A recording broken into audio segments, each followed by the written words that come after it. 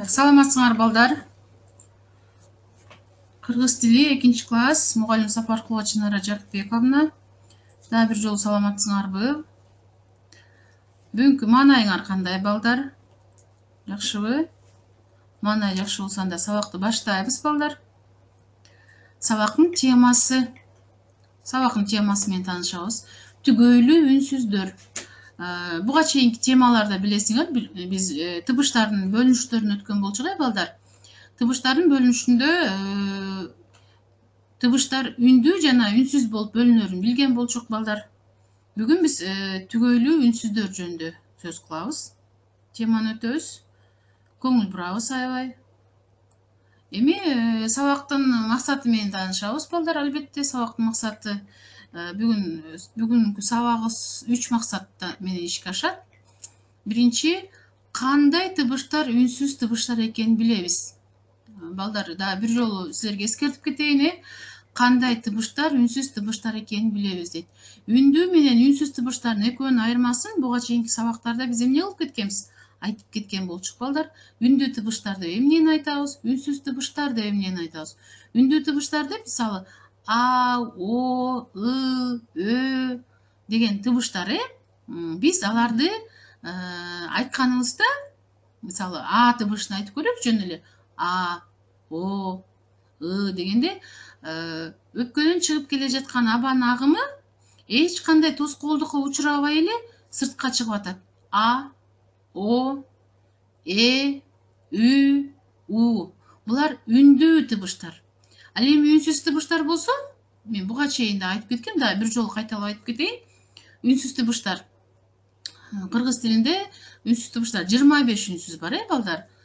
Мисалы т, д, к, р, с, ч деген. Буларды айтып жатканыбызда кандай айтылып атат? Мисалы, биз ошо тыбыштарды сыртка чыгып атканда кандайдыр бир тоскоолдукка учурап чыгат. Мисалы, үнсүз тыбыштарды ошондо эмнени айтабыз? Өпкөдөн чыгып келе жаткан абанын агымы кандайдыр бир тоскоолдукка учурап чыкса, алар үнсүз тыбыштар болот балдар. Анткени тыбыштарды айтып жатканыбызда сүйлөө органдарыбыздын жардамы менен биз эмне кылабыз? Аларды сыртка алып чыгабыз. Ошол себептен булар үндүү анан үнсүз болуп бөлүнүшүп турат. Ошондо р, п десек, б десек, эки эрин бири-бирине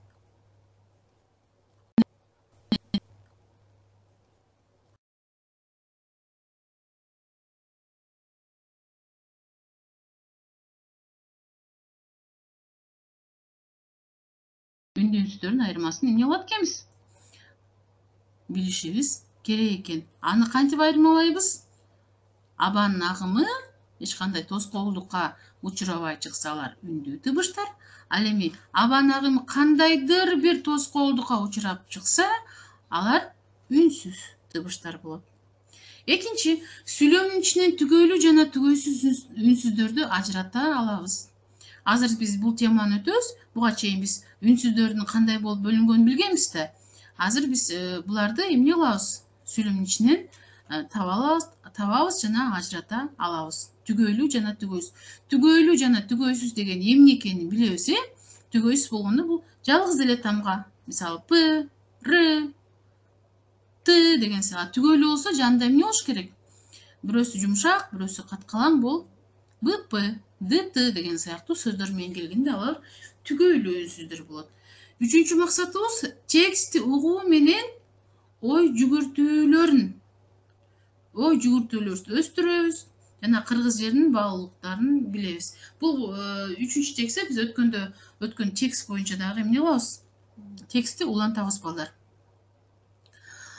Эми үнсүз тыбыштар түгөйлүү жана түгөйсүз түгөйсүз болуп да бөлүнүшөт. Айтылышы жана угулушу боюнча бири-бирине өтө жакын тыбыштар түгөйлүү үнсүздөр болушат. Айтылышы жана угулушу айтып жатканда бири-бирине эмне болуш керек экен? Жакын келген тыбыштар болот экен. Жаңы эле мен мисал айтып кеттим. Мисалы, алар карагыла канча бизде эмне бар экен? түгөйлүү үнсүздөр бар экен. Б, П, В, Ф, Г, К, Д, Т, Ж, Ш, З, С. Карагыла. Б. Биз эгерде эстеп көрсөңөр, жумшак үнсүздөр, анан каткалаң үнсүздөр деп өткөн сабакты өткөн болчук балдар. Б. Б дыбышы. Кандай айтылып атат? Б. Б жумшак. П. П катуу. Ошондо түгөйлүү үнсүздөрдүн болгондо бирөөсү жумшак, бирөөсү каткалаң болуш керек экен. Б, П. Айтылып атканда карагыла, угулушу, айтылышы түгөйүү экен. Б, П. В, Ф. В, Ф жумшак каткалаң. Г, К, Г. Г дыбышын айтканда карагыла балдар, кандай айтып атабыз? Г жумшак айтып атабыз. А К. К каткалаң. Г, К түгөйүү көрүңөр. Д, Т. Д. Д жумшак үнсүз. Т. Т каткалаң үнсүз. Ж, Ш. З, С. З, С. З, С. Ошондо кыргыз тилинде түгөйлүү үнсүздөр канча экен? 1 балдар, 2, 3, 4, 5, 6. Дагы бир жолу кайталап кетейик балдар. Түгөйлүү үнсүздөр бирөөсү каткалаң болот, бирөөсү жумшак болот. Мен артыман кайталасаңар да болот. Эсиңерде калыш үчүн анткени биз сөздөрдүн арасынан тапканга аракет кылышыбыз керек буларды. Б, П. В, Ф. Г, К. Д, Т. З, Ш. З, С. Булар балдар түгөйлүү үнсүздөр деп аталат. Ошондо биздин түгөйлүү үнсүздөрдү дагы бир жолу 1, 2, 3, 4, 5, 6 түгөйлүү үнсүздөр бар экен. Анда эмесе балдар, сүрөткө көңүл бургула. Биз сүрөттөн эмнени көрүп туруп атабыз? Эмнени көрүп атабыз? Сүрөттөн биз даракты көрүп атабыз. Жап-жашыл болгон дарак, биздин Кыргызстандагы аябагандай дарак жашыл өлкөбүз. Анан кадимкели чачыбызды тараган таракты көрүп атабыз. Эми ушул сөздөрдүн акей дарак, тарак деп турат. Эми ушул сөздөрдөн мен силерге эмнени табышыбыз керек? Биз бул жерден Д, Т. Кана? Тапшырма кандай болушу мүмкүн? Албетте сөзсүз түрдө бул биз бүгүнкү темага байланыштуу болуп жатат. Анткени биз түгөйлүү үнсүздөрдү таап чыгышыбыз керек. Д, Т. Д, Т. Мынакей. Эми дайыма биз сүйлөм түзүп атканда же текст окуп атканда эмне кылгыла балдар? Түгөйлүү үнсүздөрдү дайым тапканга аракет жасагыла. Андан кийин мынакей бак. Бак. Бак көрүп атабыз, Так, анан эмнени көрүп атабыз балдар? Баарыбыз аябай жакшы көрөбүз. Парк. Бак, парк. Айтып атканда да бул сөздөрдү карагыла, бири-бирине аябагандай укашып келип атат, Эми ушул сөздөрдөн силер мага балдар өз алдыңарча түгөйлүү үнсүздөр таап бергилечи. Таап алат деген ойдомун, Кана? Азаматсыңар кимде ким тапкан болсоңор, Б, анан П. Б, П. Мына булар эмнелер? Түгөйлүү үнсүздөр. Андан кийинки сүрөт аябагандай эмне кооз сүрөт, Жакшы кооз сүрөт болуп атат.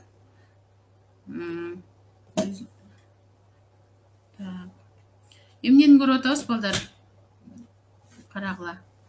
Аябагандай соонун, биз дайыма гүлдесте бизде соон жасалат, мынакей гүлдесте көрүп атабыз, Гүл. Бул гүлдөрдөн эмне гүлдесте жасасак болот, букет, гүлдесте деп коебуз. Анан кийин азыр мына жалбырактарды карасаңар, кандай болуп турат? Сары, кызыл, жашыл болуп турат, Бул күз мезгилине аябай кооздугун берип турат. Анан мына гүл, анан күз. Кана балдар, мен силерге ойлонгонго убакыт берейин. Түгөйлүү үнсүздөр тапкач, эгер кимде ким тапкан болсо азаматсыңар балдар. Түгөйлүү үнсүздөрдү тапкыла. Г, К, Г, К. Булар эмнелер? Түгөйлүү үнсүздөр. Г, К, Г, К. Так, азамат. Тапкан болсоңор азаматсыңар балдар. Эми карагыла. Вагон, фонтан. Вагон, фонтан. В. Өзүңөр деле таап алыңар болуш керек. Мен силерге ойлонгон убакыт берип эле өзүм көрсөтүп койдум окшойт мен силерге. В, Ф. Ошону менен бирге эле түгөйлүү үнсүздөрдү таап атканда эмнени да байкагыла балдар, да кандай үнсүз тыбыштар бар экен. Мисалы, могу жерде кандай үнсүз тыбыштар бар? В, Г, Н үнсүз тыбышы, Ф, Н, Т, Н. Булар да үнсүз тыбыштар. Бирок анын ичинен түгөйлүү үнсүздөр кайсы болду? В, анан Ф болду. Бул жерден карагыла, кайсы мезгил? Аябагандай баарыбыз күтөбүз бул мезгилди. Күндүн суук мезгилдерде ушул мезгилди күтөбүз. Күн аябай жаркырап, сонун болуп чыгат. Алма бактар гүлдөйт, карагыла. Жаз мезгили. Шар, карагыла. Түгөйлүү үнсүздөр табабыз. Ж, Ш. Ж, Ш. Так. Бул жерде карагыла балдар. Мен орусчасын жазып коюп турмун силерге. Кол чатыр, негизи кыргызча кол чатыр деп коебуз, бирок негизи зонтик деп колдонобуз. Зонтик, анан самолет. З, С. З, С. Түгөйлүү эмнелер? Үнсүздөр балдар. Анан эмесе балдар, азыр биз өткөндөгү ысык көл биздин күзгүбүзбү деген текст берилген, ошол эмне себептен күзгү деп аталып калган экен, ошол текст боюнча биле алабыз. Текстти угуп атканда конуп коюп окугула балдар, кандай тарбиялык мааниси бар бунун, сөздөрдү. Азыр текстти окуймун. Бул Алеся деген чоң энесине эмне себептен ысык көлдү күзгү деп коебуз, эмне себептен ал ысык көл биздин күзгүбүз деп аталат деп аягында көп суроолор берген да. Анан ошондо анын чоң энеси ошол жооп берет азыр. Конуп коюгабыз, эмне себептен күзгү деп атап койгондугу айтат. Ысык көл баарыбыздын күзгүбүз, баарыбызга күзгү. Мен силерге да түшүндүрмө берип кетейин. Күзгү деген, күз деген маанини түшүнбөгүлө. Күзгү дегенде бул биз дайыма бир өзүбүздү эмнеден көрөбүз? Күзгүдөн көрөбүз, ошо күзгүдөн биз өзүбүздүн дене боюбузду, бетибизди көрөбүз да кандай экен. Ошол сыяктуу эле биз көлгө үңүлгөндө көл биздин бетибизди тунук кылып көрсөтөт деген маанини берип атат. Илгери пери кыздар жашаган бул жерде.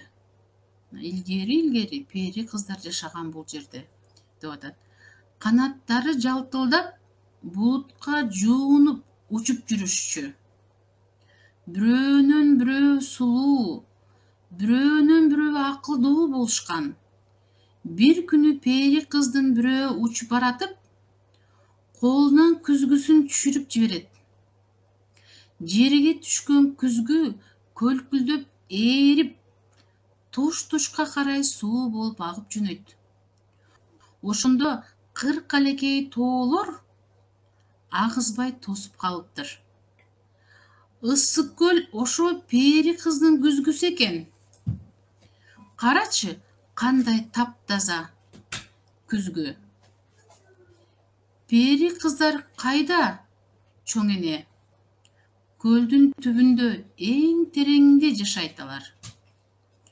Түн ичинде айдын жарыгында көлдүн үстүнө сүзүп чыгышат. Көлдүн жээгине олтуруп алышып, узун чачтарын таранышып, созолонуп ырдашат. Көлдүн түбүндө эң тереңде шаар бар. Мага көргөзөсүңбү? Текстти окудук балдар.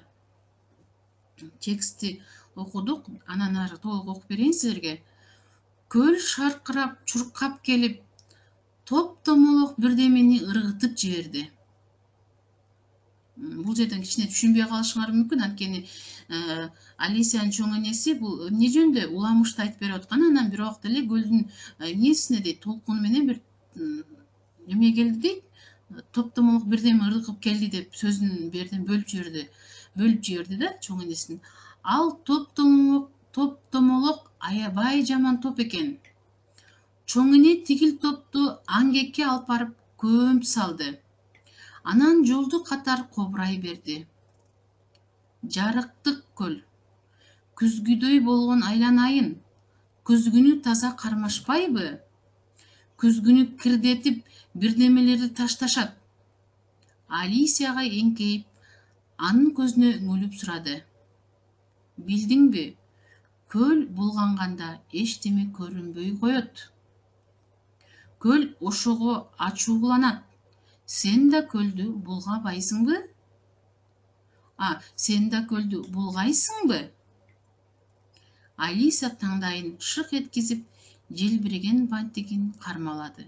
Жок. Балдар, көңүл бурабыз.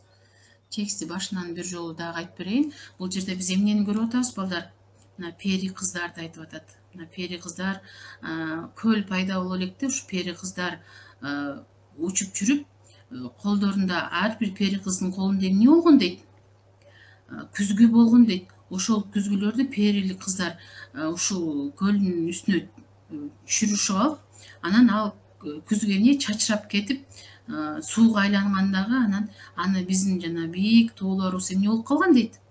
Тосуп калганда, анан күзгүдөй туп-тунук болгон көл пайда болгон деп атат. Анан кийин бул жерде жанагы кыркалекей деген сөзгө түшүнүк берип кетейин. Кыркалекей деген сөз бул мисалы тоолордун бири-бирине жанагы тирешип тургандыгы, катар менен тизилип тургандыгы кыркалекей деп ушуну берип атат. Анан мына бул жерде Алисия аябагандай көп суроо берди энесине. Пери кыздар кайда, чоң эне, алар кайда жашашат? Анан көлдүн эң тереңине дейт. Алардын күзгүлөрү түшүп кеткенден кийин алар эмне дейт? Көлдүн эң тереңине эмне болуп кеткен дейт? Көлдүн эң тереңине түшүп кеткен дейт. Көлдүн эң тереңине бизде эмне болот дейт? Карап турат деп атат. Балдар, бул жерде силер дагы эмне кылышыбыз керек экен? Бизди курчап турган айлана чөйрөнү эмне кылып кармашыбыз керек экен? Таза кармашыбыз керек экен. Анткени эмне болот экен? Биз бул сыймыктанчу жерлерибиз көп экен биздин. Эми карагыла балдар, бул жерде. Алисиянын чоң энеси, Алисия кичинекей кызы. Анан ушинтип жана таштанды топ деген нерсе менен бул таштандыны таштабагыла деген нерсени айтып атат. Көрдүңөрбү? Биз канчалык жакшы нерсе, бизди курчап турган нерселерге жаман мамиле кылсак, алар бара-бара эмне болот экен? Бизге таарынып, жок болуп кетиш да мүмкүн экен деп атат. Мынакей. Алисия таңдайын шык эткизип, желбиреген бантигин кармалады. Жок деди. Мен эмне кылам деди. Көлгө таштанды таштабайм деди. Көл эмне үчүн жана кантип ачууланды? Көл кантип ачууланды? Экинчи, ал эми чоң эне эмнеге нааразы болду? Силер керемет ысык көлүбүзгө кандай мамиле жасайсыңар? Мына ушул суроонун тегерегинде үйдөн эмне кыласыңар, балдар? Ой жүгүртөсүңөр. Ой жүгүртүп көргүлө, балдар. Анан сөз түрдө бул жерге көл эмне үчүн жана кантип ачууланды дегенде эмне кыласыңар? Түгөйлүү үнсүздөрдү эмне кылышыбыз керекпиз? Сүйлөмүбүздүн ичине жазып кетишибиз керек. Экинчи, ал эми чоң эне эмнеге нааразы болду? Бул жерде дагы суроого жооп берип жатканда түгөйлүү үнсүздөрдү колдонгонго аракет жасагыла. Силер керемет ысык көлүбүзгө кандай мамиле жасайсыңар? Бул силердин жеке ой толгооңор. Ар кимдер өзүңөр кандай мамиле жасайсыңар? Баарыбыз эмне кылышыбыз